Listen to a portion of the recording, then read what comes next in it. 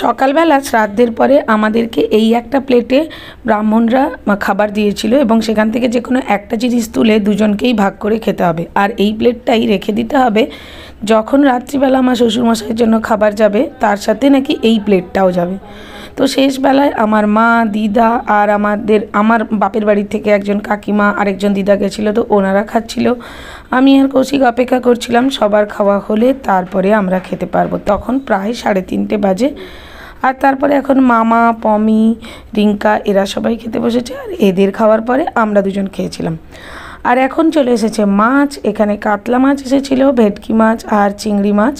তো এগুলো সবই দীঘার থেকে আনা হয়েছিল। তো এখানে সব মাছগুলো বাছাবাছি চলছে। আর মাছ আসতে এমনিতেই অনেকটা দেরি হয়ে গেছে। এখানে তো সবাই খুব তাড়াতাড়ি খায় আর খুব তাড়াতাড়ি ওই আগে খাবারটা শ্বশুরমশাইকে দেওয়া হবে, তারপরেই লোকজন খাওয়া স্টার্ট করতে পারবে, এরকমই নিয়ম। এই যে চিংড়ি মাছগুলো সব কাঠি ভরে তারপর নিয়ে আসা হয়েছে। আর এদিকে তো রান্নার প্রিপারেশন চলছে, আর এদিকে চলছে প্যান্ডেলের ডেকোরেশন, যেটুকু বাকি আছে ফুল টুল লাগানো সেইগুলো। এরপর নিয়ম হচ্ছে আমি আবার স্নান করে অন্য একটা ড্রেস চেঞ্জ করে, মানে অন্য একটা শাড়ি পরে আমার শ্বশুরমশাইয়ের জন্য রান্না করছি। এখানে করেছিলাম 5 রকমের ভাজা আর চচ্চড়ি। তারপরে পুকুর থেকে একটা মাছ ধরা হলো, সেই মাছ দিয়ে টক আর হচ্ছে মাছের ভাজা, সিমুই পায়েস, পাটিসাপটা পিঠে, নারকেল নাড়ু এই সমস্ত বানিয়েছিলাম। আর তারপরে আবার স্নান করে খাবারগুলো রেডি করছি, যেগুলো এই মানে রাঁধুনি রান্না করেছে সেখান থেকে খাবারগুলো কৌশিক আর আমি তুলছি। মানে কোনো একটা কাজ করতে গেলেই বারবার করে স্নান করো, ড্রেস চেঞ্জ করো, তারপরে গিয়ে তুমি আরেকটা কাজ করতে পারবে, এরকমই নিয়ম। তো এখন আমরা এখান থেকে সমস্ত খাবার নিচ্ছি। আর এই খাবারগুলো রান্না করার সময় কিন্তু টেস্ট করা যাবে না, প্রথমে ওনার জন্য খাবারগুলো তুলতে হবে আর তারপরে বাকি সবাই খেতে পারবে। তো আমি আর কৌশিক এখন সমস্ত খাবারগুলো তুলে নিচ্ছি, মানে ছোট ছোট বাটিতে করে, এই কাগজের বাটিগুলোতে করে। আর কি কি মেনু হয়েছিল সেগুলো আমি পরে দেখাচ্ছি। আর এই সময়ও কিন্তু কথা বলা যাবে না, আমি ওই জন্য মুখে আঁচলটা বেঁধে রেখেছিলাম যাতে না ভুল করে কথা বলে ফেলি। মানে কথা বললে থুতু ছেটাবে, ওই জন্যই মেনলি কথা বলতে বারণ করে আর কি। আর যখন খাবার দেওয়া হবে তখন আমি যাব না, আমি শুধু খাবারটা রেডি করার সময় থাকবো। আর ছেলে বৌমাকেই এই সমস্ত কাজগুলো করতে হবে, এটাই নিয়ম। আর যত তরকারি ছিল সবই বারবার করে নিতে হচ্ছিলো। আর এখানে তো অনেক রকমের তরকারি হয়েছিল, তাই জন্য সব জায়গা থেকে নিতে হবে এবং একবারেই যতটা ওঠে ততটা নিতে হবে। এই সমস্ত করে মানে আমরা তো বুঝতে পারছি না কোনটা কিভাবে করব। তো যাই হোক, কোনো রকমে সব কিছু রেডি করে নিয়েছি।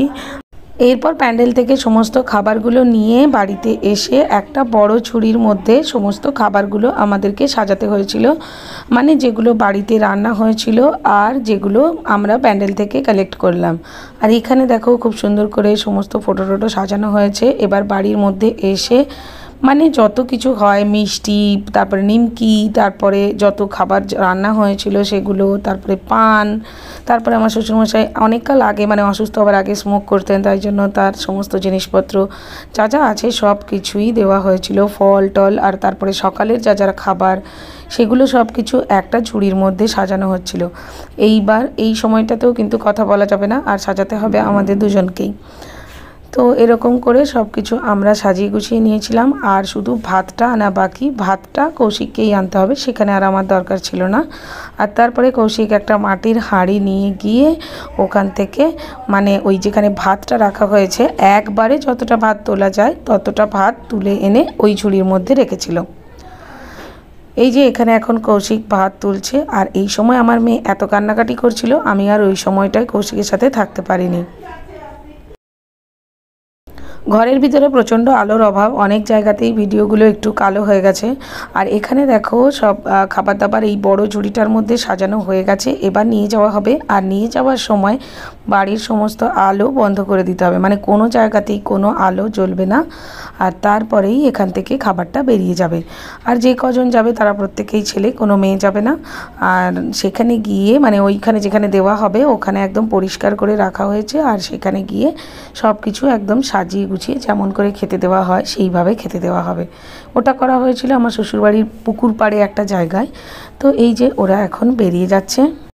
সঙ্গে দেওয়া হয়েছিল ডাব, জল, মোটামুটি যা যা হয় একজন মানুষ সারা জীবনে যা যা খেয়েছে সব কিছুই বোধহয় ওই খাবারগুলোর মধ্যে ছিল।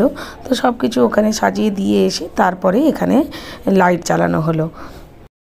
ততক্ষণে ডেকোরেটার্সরাও রেডি হয়ে পড়েছে আর এখানে সমস্ত তরকারি সব কিছু রেডি করছে যাতে করে ওরা ফিরে এলেই সবাইকে খেতে দিতে পারে। আর এখানে সবাই খাবার জন্যও রেডি হয়ে গেছে, বসে পড়েছে, ওরা এলেই জাস্ট খেতে দেওয়া হবে। মোটামুটি সমস্ত রান্না কমপ্লিট। আর এই পাতুরিটা গরম গরম ভেজে দেওয়া হবে বলে এই লাস্টে পাতুরিটা করা হচ্ছিল। আর এই জায়গাটায় সমস্ত আনাজ কাটা হচ্ছিল আর এখানে লাস্টে একবার ভাত হচ্ছিল। আর এইখানে চায়ের কৌটোর ভিতর, চায়ের কাপের ভেতরে নুন দেওয়া সিস্টেম করা হয়েছিল। তো সেগুলো সব কিছুই মোটামুটি রেডি। এবার চলো মেনুতে কী কী ছিল সেটা দেখাই।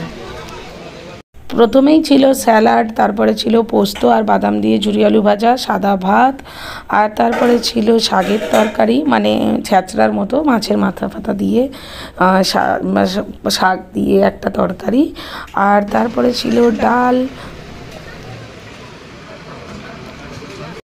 তারপর ছিল এঁচোড়ের তরকারি, ঝিঙে আলু পোস্ত।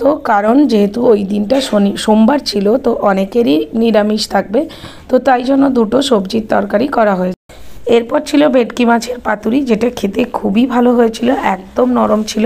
আর তারপর ছিল চিংড়ি মাছের মালাইকারি, আর ছিল কাতলা মাছের কালিয়া, আর তারপরে ছিল আমের চাটনি, কাজু বাদাম কিশমিশ এসব দিয়ে। এরপর ছিল মিষ্টি দই, আর ছিল রসগোল্লা, পাঁপড় আর জোয়ান।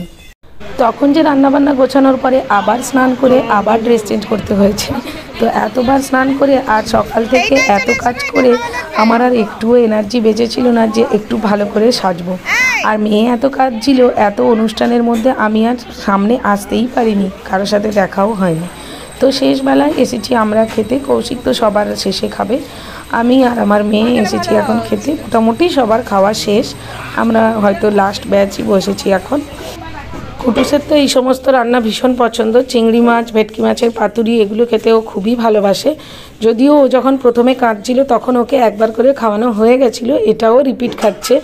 আর এখন মাত্র বাজে 10:30, তার মধ্যেই মোটামুটি সবার খাওয়া দাওয়া কমপ্লিট হয়ে গেছে। বললাম না এখানে সব কিছু তাড়াতাড়িই হয়ে যায়।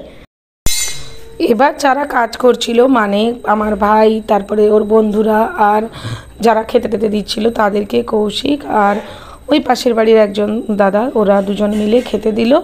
আর তারপরে সবার শেষে কৌশিক, আমার বাবা, কাকু আর ওই একজন দাদা যে খেতে দিচ্ছিল, ওরা বসে খেলো। তো আজকের ভিডিওটা কেমন লাগলো অবশ্যই আমাকে কমেন্ট বক্সে লিখে জানিও। ভালো লাগলে লাইক করো, বন্ধুদের সাথে শেয়ার করো, আর অবশ্যই আমার চ্যানেলটা সাবস্ক্রাইব করে দিও। আজকের জন্য টাটা।